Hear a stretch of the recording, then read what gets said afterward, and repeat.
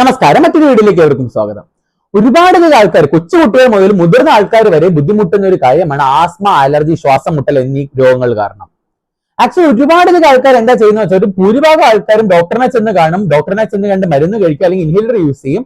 പക്ഷേ ജീവിതകാലം മൊത്തം അവർക്ക് ഈ മരുന്ന് കഴിക്കുകയോ ഇൻഹേലർ ഉപയോഗിക്കുകയോ ചെയ്യണം. അല്ലെങ്കിൽ അവർക്ക് ഈ മരുന്ന് കഴിക്കും, പിന്നെ അവർക്ക് വീണ്ടും ഈ അസുഖം കുറയും, അത് കഴിഞ്ഞ് പിന്നെ അസുഖം വരും, പിന്നെയും മരുന്ന് കഴിക്കും. ഇങ്ങനെ റിപ്പീറ്റ് ആയിട്ടുള്ള ഒരു സൈക്കിളിലായിരിക്കും കാണുന്നത്. ഈ ഒരു മെജോറിറ്റി ആൾക്കാർക്കും ആസ്മ, അലർജി, ശ്വാസം മുട്ടൽ പൂർണ്ണമായിട്ട് മാറുന്നത് നമ്മൾ കാണാറില്ല.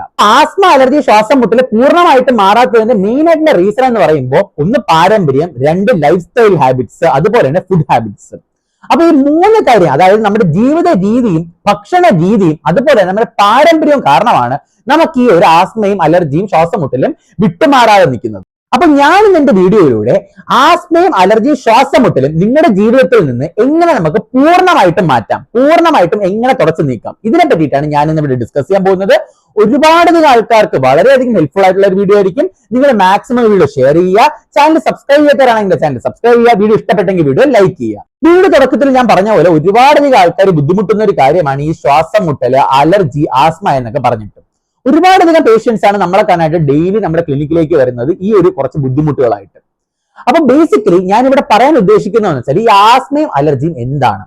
പലയധികം ആൾക്കാരും വിചാരിക്കുന്നതെന്ന് വെച്ചാൽ, ലോ ഇമ്മ്യൂണിറ്റി, അതായത് രോഗപ്രതിരോധ ശേഷിയുടെ കുറവ് കാരണമാണ് നമുക്ക് ഈ ആസ്മയും അലർജിയും ഉണ്ടാകുന്നതാണ്.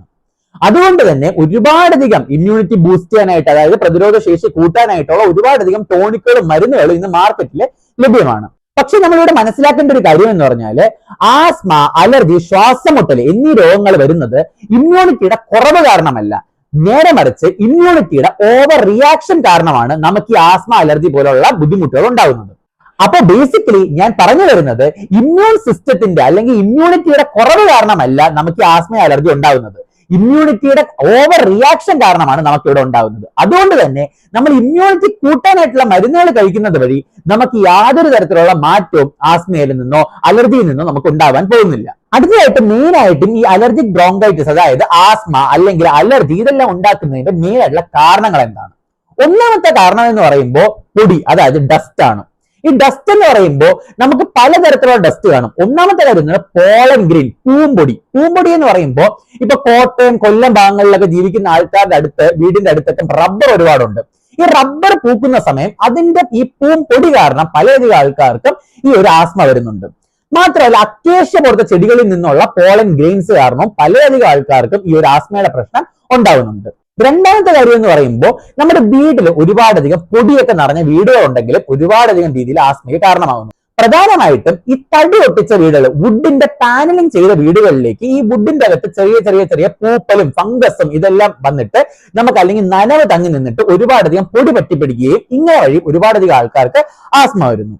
ഇനി അടുത്തതായിട്ട് അലർജിക്ക് മെയിൻ ആയിട്ടുള്ള കാരണം എന്ന് പറയുമ്പോൾ, പട്ടി, പൂച്ച എന്നീ പെറ്റ്സിനെ നമ്മൾ വളർത്തുമ്പോൾ അതിൽ നിന്ന് പൂട പൊഴിഞ്ഞിട്ട് നമ്മുടെ അത് റെസ്പിറേറ്ററി ട്രാക്റ്റിൽ ചെന്നിട്ട് വരുന്ന അലർജിയാണ് നമ്മൾ അടുത്തതായിട്ട് കാണുന്നത്.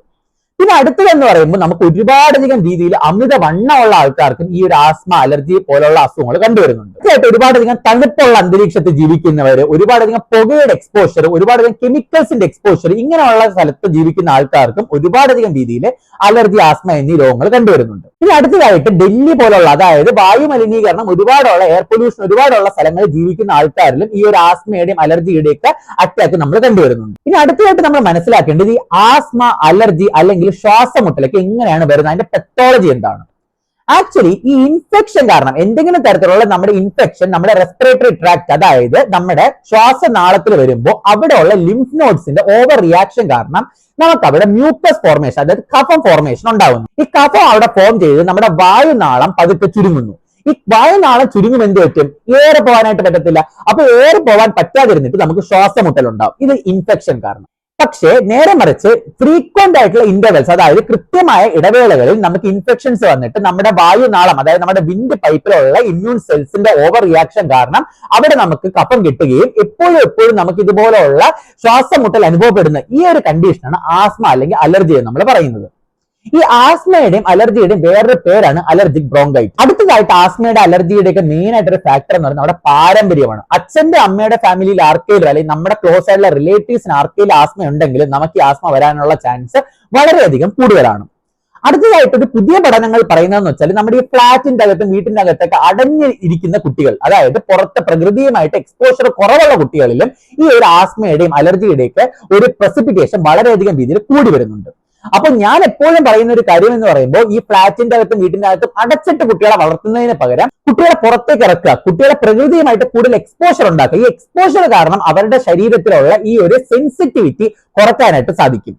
നേരെ മറിച്ച് ഇപ്പൊ ഫ്ലാറ്റിന്റെ അകത്തും വീട്ടിന്റെ അകത്തൊക്കെ ഇങ്ങനെ ഇട്ട് വളർത്തുന്ന കുട്ടികൾക്ക് ഈ ഡസ്റ്റുമായിട്ടും അതുപോലെ തന്നെ എൻവിറോൺമെന്റ് ആയിട്ടും ഉള്ള ഒരു എക്സ്പോഷർ കുറഞ്ഞിട്ട് ഈ ഒരു കുട്ടികൾ കൂടുതൽ സെൻസിറ്റീവ് ആവുകയും അവരുടെ ഒരു വിൻ പൈപ്പ്, അതായത് ശ്വാസനാളത്തിലുള്ള ഇമ്മ്യൂൺ സെൽസ് വളരെയധികം രീതിയിൽ സെൻസിറ്റീവ് ആവുകയും ഇങ്ങനെ ഒരു എക്സ്പോഷർ എപ്പോഴെങ്കിലും ഉണ്ടാവുമ്പോൾ അത് കൂടുതലായിട്ട് ഓവർ റിയാക്റ്റീവ് ആയിട്ട് പ്രവർത്തിക്കുന്നു. ഇങ്ങനെയാണ് പലയധികം കുട്ടികൾക്കും ഇന്ന് ആസ്മ, ശ്വാസം മുട്ടലൊക്കെ കണ്ടുവരുന്നത്. അടുത്തതായിട്ട് നമുക്ക് എങ്ങനെ ഈ ആസ്മ പൂർണ്ണമായിട്ട് നമ്മുടെ ലൈഫിൽ നിന്ന് പ്രിവെന്റ് ചെയ്യാം? അതിന്റെ ഒന്നാമത്തെ കാരണമാണ് നമുക്ക് വണ്ണം, അതായത് നമ്മുടെ ബോഡി വെയിറ്റ്. അമിത വണ്ണമുള്ള ആൾക്കാർക്ക്, അതായത് പൊണ്ണത്തടിയുള്ള ആൾക്കാർക്ക് ആസ്മയുടെ അലർജിയുടെയും അറ്റാക്ക് വളരെയധികം രീതിയിൽ കൂടുതലായി കണ്ടുവരുന്നുണ്ട്.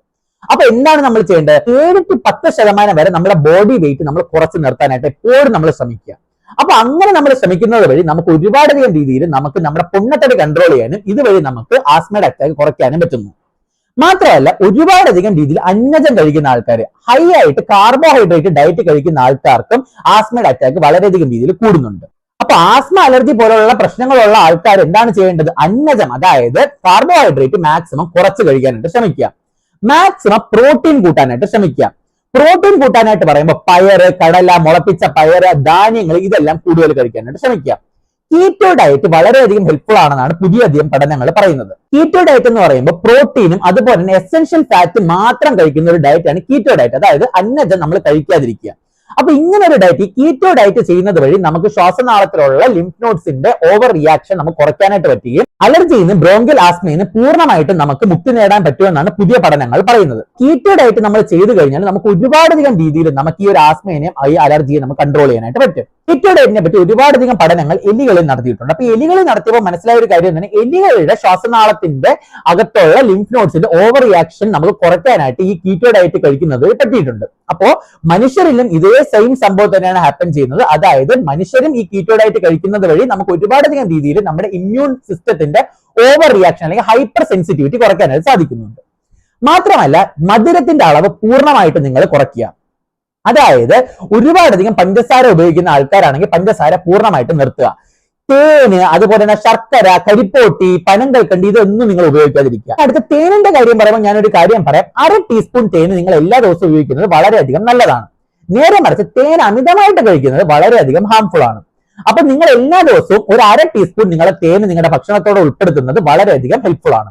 മാത്രമല്ല അച്ചാറ്, പപ്പടം, വിനാഗിരി ഇങ്ങനെയുള്ള ഭക്ഷണ വസ്തുക്കൾ കഴിക്കുന്നത് പൂർണ്ണമായിട്ട് നിങ്ങൾ അവോയ്ഡ് ചെയ്യുക. മാത്രമല്ല നമ്മളിപ്പോ ഒരുപാടധികം മസാല അടങ്ങിയ ഫുഡുകൾ കഴിക്കുന്നത്, ഒരുപാടധികം പുറത്തുനിന്നുള്ള ജങ്ക് ഫുഡ് കഴിക്കുന്നത് നമ്മൾ ഒഴിവാക്കുക. ഈ മസാല അടങ്ങിയ ഫുഡുകൾ, ഒരുപാടധികം സ്വീറ്റ്സ്, അതായത് നമ്മൾ ഒരുപാടധികം മധുര പലഹാരങ്ങൾ കഴിക്കുന്നത് ഈ ആസ്മ, അലർജി ഒക്കെ പ്രസിപ്പിറ്റേറ്റ് ചെയ്യാനായിട്ട് വളരെയധികം വലിയൊരു കോസ് ആണ്. ഒരുപാടധികം എരി അടങ്ങിയ ഫുഡ് നമ്മൾ കഴിക്കുന്നത് ഈ ആസ്മ ഉണ്ടാക്കാനായിട്ട് വളരെ വലിയൊരു കാരണമാകുന്നുണ്ട്. അപ്പൊ എരിവ് നമ്മൾ മാക്സിമം കുറയ്ക്കുക, മസാല നമ്മുടെ ഫുഡിൽ മാക്സിമം കുറയ്ക്കുക, മധുരം നമ്മൾ മാക്സിമം കുറയ്ക്കുക, അന്നജം മാക്സിമം കുറയ്ക്കുക, പ്രോട്ടീൻ കൂട്ടുക. ഇതാണ് നമ്മൾ ബെസ്റ്റ് ഡയറ്റ് ഫോർ ഈ ആസ്മ പേഷ്യൻസ് അല്ലെങ്കിൽ അലർജി ഉള്ള ആൾക്കാർക്ക് ബെസ്റ്റ് ഡയറ്റ് ഇതാണ്. ഇനി ആസ്മ ഉള്ള ആൾക്കാർക്ക് എന്തൊക്കെ തരം ഫുഡാണ് കഴിക്കേണ്ടത്? മെയിൻ ആയിട്ടും കഴിക്കേണ്ടതാണ് മഞ്ഞൾ, ടർമറിക്. അതായത് ഈ മഞ്ഞൾ നമ്മൾ മെയിൻ ആയിട്ട് നമ്മുടെ ഫുഡിന്റെ കൂടെ കൂടുതൽ ഉൾപ്പെടുത്താനായിട്ട് ശ്രമിക്കുക. ആസ്മ, അലർജി ഇതെല്ലാം പൂർണ്ണമായിട്ട് മാറ്റാനായിട്ട് മഞ്ഞളിന് സഹായിക്കുന്നുണ്ട്. മഞ്ഞളിന്റെ അകത്ത് കുർക്കുമിൻ എന്ന് പറഞ്ഞിട്ടൊരു കോമ്പൗണ്ട് ഉണ്ട്. ഈ കുർക്കുമിൻ ഒരുപാടധികം രീതിയിൽ നമുക്ക് ഈ ഒരു ആസ്മ അറ്റാക്സിനെ പ്രിവെന്റ് ചെയ്യാനായിട്ട് സഹായിക്കുന്നുണ്ട്. എല്ലാ ദിവസവും രാവിലെ എണീറ്റ ഉടനെ മഞ്ഞൾ നല്ല ചൂട് പാലിൽ മഞ്ഞപ്പൊടി ഇട്ട് കുടിക്കുന്നത് വളരെയധികം ഹെൽപ്ഫുൾ ആണ്. മഞ്ഞൾപ്പൊടി എന്ന് പറയുമ്പോൾ നമ്മുടെ വീട്ടിൽ തന്നെ നമ്മൾ നട്ടു വളർത്തിയ മഞ്ഞളും നമ്മൾ വീട്ടിൽ തന്നെ മഞ്ഞൾ പൊടിച്ചെടുക്കുന്നതാണ് ഏറ്റവും ബെസ്റ്റ് ആയിട്ടുള്ള കാര്യം. കടയിൽ നിന്ന് വാങ്ങിക്കുന്ന മഞ്ഞൾപ്പൊടിയിൽ ഒരുപാട് രീതിയിൽ അഡൾട്രേഷൻ ഉണ്ടാവുകയും അത് ഗുണത്തെക്കാളേറെ ദോഷമാണ് നമ്മുടെ ശരീരത്തിന് ഉണ്ടാക്കുന്നത്. അടുത്തതായിട്ട് ഒരുപാടധികം രീതിയിൽ ഉള്ളി, വെളുത്തുള്ളി എന്നീ കോമ്പൗണ്ട്സ് കഴിക്കുന്നത് വളരെയധികം രീതിയിൽ നമ്മുടെ ആസ്മയെയും അലർജിയും പ്രിവെന്റ് ചെയ്യാനായിട്ട് ഹെൽപ്പ് ചെയ്യുന്നു. ഈ ഒനിയന്റെ അകത്ത്, അതായത് നമ്മുടെ ഉള്ളിയുടെ അകത്തും ഈ ഗാർലിക്, അതായത് വെളുത്തുള്ളിയുടെ അകത്തും ഒരുപാടധികം രീതിയിൽ ഹിസ്റ്റമിനെ ബ്ലോക്ക് ചെയ്യുന്നത്. അതായത് ഹിസ്റ്റമിൻ എന്ന് പറയുമ്പോൾ നമ്മുടെ ഈ ഒരു ആസ്മ ഉണ്ടാക്കാനായിട്ട് മെയിൻ ആയിട്ടുള്ള ഒരു കാരണമായിട്ടുള്ള ഒരു മീഡിയേറ്റർ ആണ് ഹിസ്റ്റമിൻ. ഈ ഹിസ്റ്റമിനെ കുറയ്ക്കാനായിട്ട് ഈ ഉള്ളിയിലും അതുപോലെ തന്നെ വെളുത്തുള്ളിയിലുള്ള പലതരത്തിലുള്ള കോമ്പൗണ്ട്സ് ഹെൽപ്പ് ചെയ്യുന്നുണ്ട്. അപ്പൊ ഉള്ളിയും വെളുത്തുള്ളിയും ഒരുപാടധികം നമ്മുടെ ഡയറ്റിൽ ഉൾപ്പെടുത്താനായിട്ട് ശ്രമിക്കുക. അടുത്തതായിട്ടൊരു കാര്യമാണ് ഞാൻ പറഞ്ഞ അര ടീസ്പൂൺ തേന് നമ്മൾ എല്ലാ ദിവസവും കുടിക്കുക. ഈ അര ടീസ്പൂൺ തേന് നമ്മൾ കഴിക്കുന്നത് വളരെയധികം രീതിയിൽ ആസ്മ കൺട്രോൾ ചെയ്യാനായിട്ട് ഹെൽപ്പ് ചെയ്യും. അടുത്തതായിട്ട് മെയിൻ ആയിട്ടൊരു കാര്യമാണ് omega-3 ഫാറ്റി ആസിഡ്സ് ഒരുപാട് അടങ്ങിയ ഫുഡ് കഴിക്കുക. ഈ omega-3 ഫാറ്റി ആസിഡ്സ് നമുക്ക് ഒരുപാടധികം രീതിയിൽ ആസ്മ പ്രിവെന്റ് ചെയ്യാനായിട്ട് ഹെൽപ്പ് ചെയ്യും. omega-3 ഫാറ്റി ആസിഡ്സ് അടങ്ങിയ ഫുഡ് എന്ന് പറയുമ്പോൾ ചാള, ചൂര, അയില ഇങ്ങനെ ചെറു മത്സ്യങ്ങളിലാണ് ഒരുപാടധികം രീതിയിൽ omega-3 ഫാറ്റി ആസിഡ്സ് അടങ്ങിയിട്ടുള്ളത്. അപ്പൊ omega-3 ഫാറ്റി ആസിഡ്സ് ഉള്ള ഫുഡ് നിങ്ങൾ മാക്സിമം കഴിക്കാനായിട്ട് ശ്രമിക്കുക. എല്ലാ ദിവസവും ഒരു പിടി നട്ട്സ് നമ്മൾ കഴിക്കാനായിട്ട് ശ്രമിക്കുക. നട്ട്സ് എന്ന് പറയുമ്പോൾ അതിന്റെ അകത്ത് ബദാം, nuts, sunflower seed, pumpkin seed, basil seed, അതുപോലെ തന്നെ ചിയ സീഡ്, അങ്ങനെ ഉള്ള കുറച്ചധികം സീഡ്സ് നിങ്ങൾ എല്ലാ ദിവസവും കഴിക്കാനായിട്ട് ശ്രമിക്കുക. ഈ സീഡ്സിന്റെ അകത്ത് ഒരുപാടധികം രീതിയിൽ omega-3 ഫാറ്റി ആസിഡ്സ് ഉണ്ട്. ഈ omega-3 ഫാറ്റി ആസിഡ്സ് അലർജിയും ആസ്മയുടെയും അറ്റാക്കിന് പ്രിവെന്റ് ചെയ്യാനായിട്ട് വളരെയധികം രീതിയിൽ ഹെൽപ്പ് ചെയ്യുന്നുണ്ട്. അതുപോലെ തന്നെ പ്രോബയോട്ടിക് ഫുഡ്, അതായത് നമ്മുടെ വയറിന്റെ അകത്തുള്ള ഗുഡ് ഗട്ട് ബാക്ടീരിയാസിനെ ഒരുപാടധികം രീതിയിൽ സപ്പോർട്ട് ചെയ്യുന്ന അല്ലെങ്കിൽ അതിന്റെ വളർച്ചയ്ക്ക് ഒരുപാടധികം രീതിയിൽ അനുകൂലമാവുന്ന ഒരുപാടധികം ഫുഡ് ഐറ്റംസ് ഉണ്ട്. അതാണ് നമ്മൾ പ്രോബയോട്ടിക്സ് എന്ന് പറയുന്നത്. ഈ പ്രോബയോട്ടിക്സ് ആണ് നമ്മുടെ കേട്, അതായത് തൈര്, മോര്, അതുപോലെ തന്നെ സ്വീറ്റ് പൊട്ടറ്റോ, അതായത് മധുരക്കിഴങ്ങ്, റാഗി, കൂരവ്, ഇതെല്ലാം വളരെയധികം രീതിയിൽ പ്രോബയോട്ടിക് ആയിട്ടുള്ള ഫുഡ്സ് ആണ്. അപ്പൊ ഈ പ്രോബയോട്ടിക് ഫുഡ് കഴിക്കുന്നത് നമ്മുടെ ബ്രെയിനിന് ഒരുപാട് ഹെൽപ്പ് ചെയ്യും. കാരണം നമുക്ക് ഗട്ട് ബ്രെയിൻ ആക്സിസ് എന്നൊരു ആക്സിസ് നമുക്കുണ്ട്. അപ്പം നമ്മുടെ വയറിന്റെ ഹെൽത്ത് നന്നായിരുന്നു കഴിഞ്ഞാൽ നമ്മുടെ ഓവറോൾ നമ്മുടെ ശരീരത്തിന്റെ മൊത്തം ഹെൽത്ത് വളരെയധികം നല്ലതാണെന്നാണ് നമ്മുടെ പഠനങ്ങൾ പറയുന്നത്. അപ്പൊ നമ്മുടെ വയറിന്റെ ഹെൽത്ത് നന്നായിട്ടിരിക്കാനായിട്ട് നമ്മൾ മാക്സിമം പ്രോബയോട്ടിക്, അതായത് ഗുഡ് ഗട്ട് ബാക്ടീരിയാസിന്റെ ഗ്രോത്തിനെ സപ്പോർട്ട് ചെയ്യുന്ന ഫുഡ് കഴിക്കാനായിട്ട് ശ്രമിക്കുക. അടുത്തതായിട്ട് ഗ്രീൻ ലീഫി വെജിറ്റബിൾസ്, അതായത് ഒരുപാടധികം ചീര, മുരിങ്ങയില, കറിവേപ്പില എല്ലാം നമ്മൾ കഴിക്കാനായിട്ട് ശ്രമിക്കുക. അതുപോലെ തന്നെ ബ്രൊക്കോളി, ക്യാപ്സിക്കം, അതുപോലെ തന്നെ കോളിഫ്ലവർ, അതുപോലെ തന്നെ ബീട്രൂട്ട്, ഇത് നമ്മൾ ഒരുപാടധികം നമ്മുടെ ഡയറ്റിൽ ഉൾപ്പെടുത്താനായിട്ട് ശ്രമിക്കുക. ഇത് നമ്മുടെ ആസ്മയുടെ അറ്റാക്കിനെ നമുക്ക് വളരെയധികം രീതിയിൽ കുറയ്ക്കാനായിട്ട് സഹായിക്കുന്നതാണ്. ഇനി അടുത്തതായിട്ട് പ്രോപ്പർ ആയിട്ടുള്ള ഹൈഡ്രേഷൻ, അതായത് പ്രോപ്പർ ആയിട്ട് നിങ്ങൾ വെള്ളം കുടിക്കുക. കൃത്യമായുള്ള ഇടവേളകൾ നിങ്ങൾ ഹൈഡ്രേറ്റ് ചെയ്യുക. അതായത് 25 കിലോ ഉള്ള ഒരാൾ 1 ലിറ്റർ വെള്ളം കുടിക്കുക, 75 കിലോ ഉള്ള ആൾ 3 ലിറ്റർ വെള്ളം കുടിക്കുക. ഈ ഒരു അളവിൽ നിങ്ങൾ വെള്ളം കുടിക്കാനായിട്ട് ശ്രദ്ധിക്കുക. ഇനി ഫൈനൽ ആയിട്ടുള്ള ഏറ്റവും ഇമ്പോർട്ടന്റ് ആയിട്ടുള്ള കാര്യമാണ് വ്യായാമം. എല്ലാ ദിവസവും കൃത്യമായിട്ട് നിങ്ങൾ വ്യായാമം, അതായത് എക്സസൈസ് ചെയ്യാനായിട്ട് ശ്രമിക്കുക. എക്സസൈസ് എന്ന് പറയുമ്പോൾ കാർഡിയോ വർക്കൗട്ടും ചെയ്യുക, അതുപോലെ തന്നെ നിങ്ങൾ വെയിറ്റ് ട്രെയിനിങ്ങും ചെയ്യുക. അപ്പൊ ഈ വെയിറ്റ് ട്രെയിനിങ്, കാർഡിയോ നിങ്ങൾ ചെയ്യുന്നത് വഴി നിങ്ങൾക്ക് ഒരുപാടധികം രീതിയിൽ നിങ്ങളുടെ ലങ്സിനെ ഹെൽപ്പ് ചെയ്യുകയും നിങ്ങളുടെ ഓവറോൾ ബോഡിയും നിങ്ങളുടെ മൈൻഡിനെ എല്ലാം വളരെയധികം രീതിയിൽ ഹെൽപ്പ് ചെയ്യുകയും ആസ്മ, അലർജി ഇങ്ങനെയുള്ള കാര്യങ്ങൾ നമുക്ക് കുറയ്ക്കാനായിട്ട് ഒരുപാടധികം ലൈഫ് സ്റ്റൈൽ ഡിസീസസിൽ നിന്ന് നമുക്ക് മുക്തി നേടാനായിട്ടും ഇത് ഹെൽപ്പ് ചെയ്യും. ഇപ്പോൾ ഈ വീഡിയോ നിങ്ങൾക്ക് എല്ലാവർക്കും ഇഷ്ടമായെന്ന് വിചാരിക്കുന്നു. നിങ്ങൾക്ക് ഈ വീഡിയോ ഇഷ്ടപ്പെട്ടെങ്കിൽ നിങ്ങൾ മാക്സിമം ആളുകൾ നിങ്ങൾ വീഡിയോ ഷെയർ ചെയ്ത് കൊടുക്കുക. എന്തെങ്കിലും തരത്തിലുള്ള ഡൗട്ട്സോ സജഷൻസോ ഉണ്ടെങ്കിൽ കമന്റ് ബോക്സിൽ ഇടുക. മാത്രമല്ല എന്റെ ചാനൽ സബ്സ്ക്രൈബ് ചെയ്ത് കാണുന്ന ആൾക്കാരാണ് നിങ്ങളുടെ ചാനൽ ദയവായി സബ്സ്ക്രൈബ് ചെയ്യുക. മാത്രമല്ല വീഡിയോ ഇഷ്ടപ്പെട്ടെങ്കിൽ എന്റെ വീഡിയോ ലൈക്ക് ചെയ്യുക. So till then it's me Pranav signing off. Bye bye.